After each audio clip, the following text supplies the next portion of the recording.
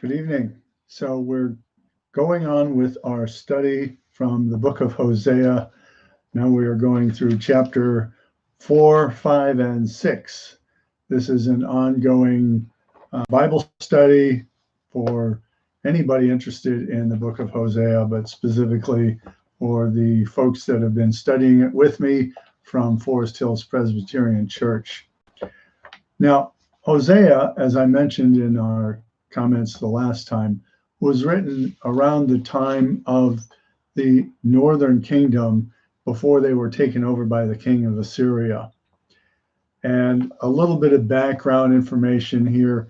Chapter 4, 5, and 6 seem to be written sometime after King Jeroboam II had died. There was another king who was reigning in Jerusalem. In 2 Kings chapter 15, we read about King Pekah, the son of Remaliah, who began to reign over Israel in Samaria, and he reigned for 20 years. And it says, and he did what was evil in the sight of the Lord. He did not depart from the sins of Jeroboam, the son of Nebat, which made Israel to sin. And it talked about how the king of Assyria, Tiglath-Pileser, came and captured some of the northern tribes and northern territories of Samaria, including Galilee and Gilead and all the land of Naphtali. And it says, and he carried the people captive to Israel. And it goes on and describes what happened in 2 Kings chapter 15 and 16. So that's a bit of the background for Hosea chapter 4, 5, and 6. Let's listen to some of what Hosea says. It says, hear the word of the Lord, O people of Israel, for the Lord has a controversy with the inhabitants of the land. There is no faithfulness or kindness and no knowledge of God in the land. There was swearing, lying, killing, stealing, and committing adultery. They break all bounds, and murder follows murder. Therefore the land mourns, and all who dwell in it languish. And also the beasts of the field and the birds of the air, and even the fish of the sea are taken away. And so this all talks about some of the ways of the people of the northern tribes. Now, this was happening in Judah as well. And we see later on in 2 Kings about how in chapter 21, it says, Manasseh, the king of Judah, after Israel had been taken away, Manasseh became king of the lower kingdom of Judah. In 2 Kings 21, verse 16, Manasseh shed very much innocent blood till he had filled Jerusalem from one end to another, besides the sin which he made Judah to sin, so that they did what was evil in the sight of the Lord. And so this is something that was not just confined to the northern tribes, but also to the southern tribes as well. So we go on and we read in Hosea, therefore the land mourns, and all who dwell in it languish, and also the beasts of the field and the birds of the air, and even the fish of the sea are taken away. Yet let no one contend, and let none accuse, for with you is my contention, O priest. So here Hosea is laying the blame at the priest, the one who is supposed to be instructing the people of God. And yet it says, for with you is my contention. You shall stumble by day. The prophet also shall stumble with you by night, and I will destroy your mother. So the priests and prophets alike were not instructing the people in the ways of Yahweh the Lord. Verse 6, chapter 4. My people are destroyed for lack of knowledge, because you have rejected knowledge. I reject you from being a priest to me. And since you have forgotten the law of your God, I also will forget your children. Verse 7, the more they increased, the more they sinned against me. I will change their glory into shame. They feed on the sin of my people.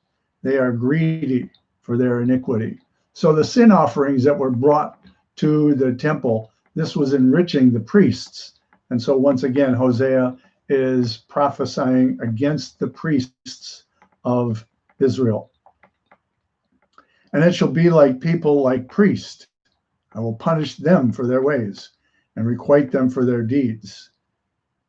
Again, the priests he's talking to here. They shall eat but not be satisfied. They shall play the harlot but not multiply, because they have forsaken the Lord to cherish harlotry. Harlotry being a word for prostitution.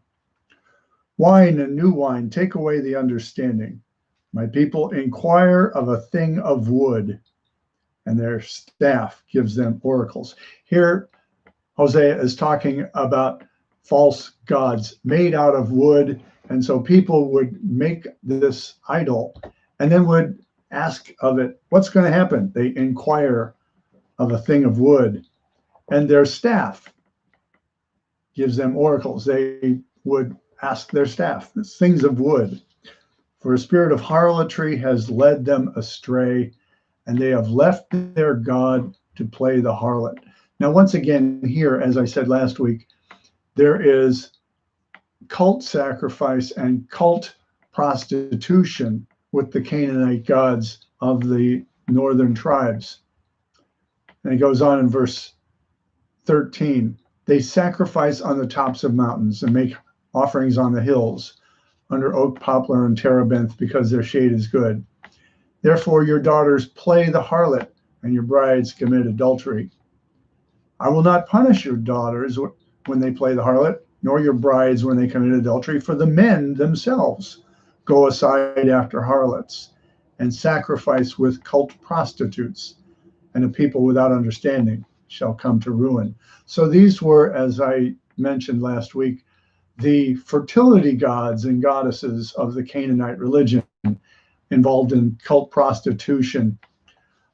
We see that in the book of Jeremiah, the god Moloch is referred to. Moloch was a god who demanded sacrifice of infants. And so this was a horror that was happening in this part of Israel.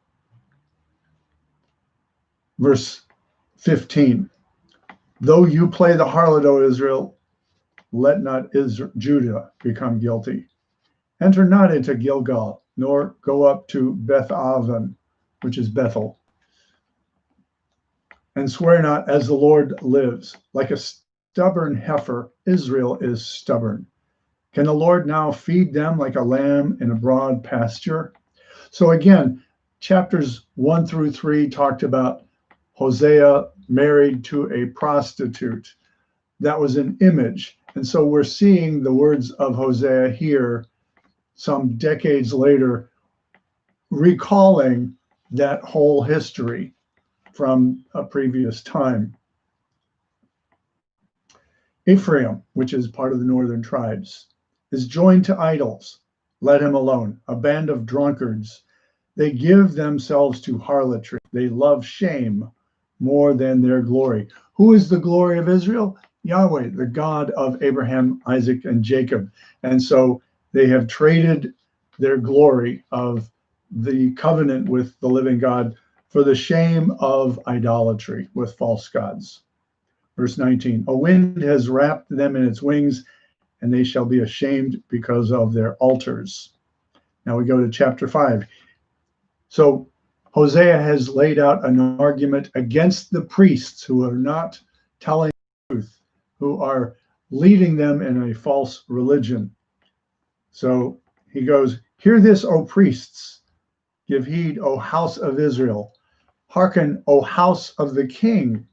So now he's including the king and the priests together.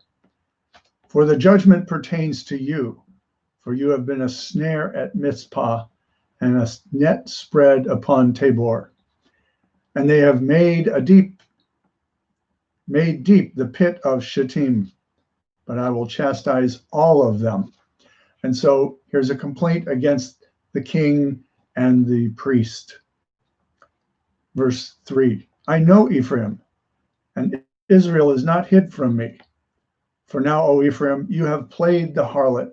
Israel is defiled. So God sees the sins of the people. Verse 4, their deeds do not permit them to return to their God, for the spirit of harlotry is within them, and they know not the Lord. They have given themselves over to this false religion. Verse 5, the pride of Israel testifies to his face. Ephraim shall stumble in his guilt. Judah also shall stumble with them. So predicting that Judah would follow the same idolatry and false religion as the northern tribes here in verse 6. With their flocks and herds they shall go to seek the Lord, but they will not find him. He has withdrawn from them. This in opposition to what Jeremiah says, they shall find me when they seek me with all of their heart. What Hosea is saying, you aren't going to find me, almost as if you're not going to be looking for me, so don't even bother. Verse 7, they have dealt faithlessly with the Lord. They have borne alien children. Remember, in the first 3 chapters, Hosea had not my children, not my people, naming his children after the rejected of the Lord. And now the new moon shall devour them with their fields. Verse 8, blow the horn in Gibeah, the trumpet in Ramah. Sound the alarm at Beth Aven. Tremble, O Benjamin. Benjamin being one of the tribes of Israel, a part of that territory. Ephraim shall become a desolation in the day of punishment among the tribes of Israel. I declare what is sure. So here is, again, predicting some calamity that's going to befall the northern tribes. Verse 10, the princes of Judah have become like those who removed the landmark. This was in the Old Testament, the laws of Moses. Don't move your neighbor's landmark. They would set stones to separate whose field was which. So if you move the stones, you're saying, oh, that's my field, and taking territory away from your neighbor. That was a sin. And so that's what this references to. The princes of Judah are like cheats. They're like people who steal land, like those who remove the landmark. Upon them I will pour out my wrath like water. Ephraim is oppressed, crushed in judgment, because he was determined to go after vanity. Therefore, I'm like a moth to Ephraim. Moths would eat grain, okay? And like dry rot to the house of Judah, making what they gathered into their storehouses worthless. Verse 13, chapter 5. When Ephraim saw his sickness and Judah his wound, then Ephraim went to Assyria and sent to the great king. But he is not able to cure you or heal your wound. For I will be like a lion to Ephraim, and like a young lion to the house of Judah. I will rend and go away. I will carry off, and none shall rescue. So here, what actually happened historically is Assyria came and conquered the northern tribes. And so it seems that the king, King Pekah, had sent away trying to sue for peace, trying to come to good terms so they wouldn't be taken off. And Hosea is saying, that's not going to work. The Assyrians are going to come and you will be carried off. I will carry off and none shall rescue. Verse 15, I will return again to my place until they acknowledge their guilt and seek my face. And in their distress, they seek me, saying, come, let us return to the Lord, for he has torn, that he may heal us. He has stricken, and he will bind us up. After 2 days, he will revive us. On the 3rd day, he will raise us up, that we may live before him. So let us press on to know the Lord. His going forth is as sure as the dawn. He will come to us as the rain, as the spring rains that water the earth. So here, what Hosea is saying is God's going to withhold good until you come saying, let us know the Lord. Let us return to God, because God's going forth is as certain as rain. So come back to God and be revived. That's what God is waiting for, according to this portion in Hosea chapter 6. Hosea goes on, what shall I do with you, O Ephraim? What shall I do with you, O Judah? Your love is like a morning cloud, like the dew that goes early away.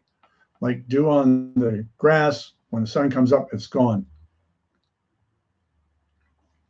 So Hosea is declaring as if his voice is speaking for God.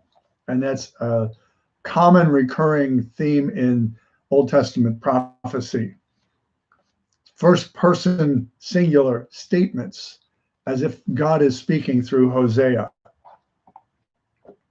In verse 5, therefore I have hewn them by the prophets.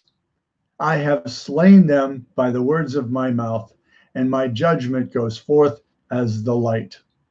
For I desire steadfast love and not sacrifice, the knowledge of God rather than burnt offerings. And so here again, Hosea is saying this is what God is saying. God desires knowledge of God's self, not burnt offerings. Hewn them in by the prophets. The words that are being said are the fate of what's going to happen. Verse 7, but like Adam, they transgressed the covenant. There they dealt faithlessly with me. Gilead, a city in the northern kingdom, is a city of evildoers, tracked with blood. As robbers lie in wait for a man, so the priests are banded together. They are banded in company. They murder on the way to Shechem. Yea, they commit villainy. In the house of Israel, I have seen a horrible thing. Ephraim's harlotry is there. Israel is defiled. So we have a lot of repeating themes here in these 3 chapters. It goes on talking about harlotry and complaining about the prophets who are not telling the truth, telling about the priests who are misleading the people, and about the resulting judgment that will come.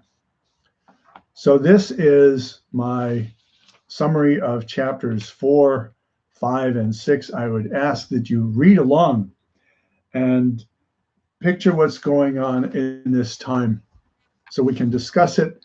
I invite you to be with us on our Zoom Bible study, noon on Wednesday. Thank you.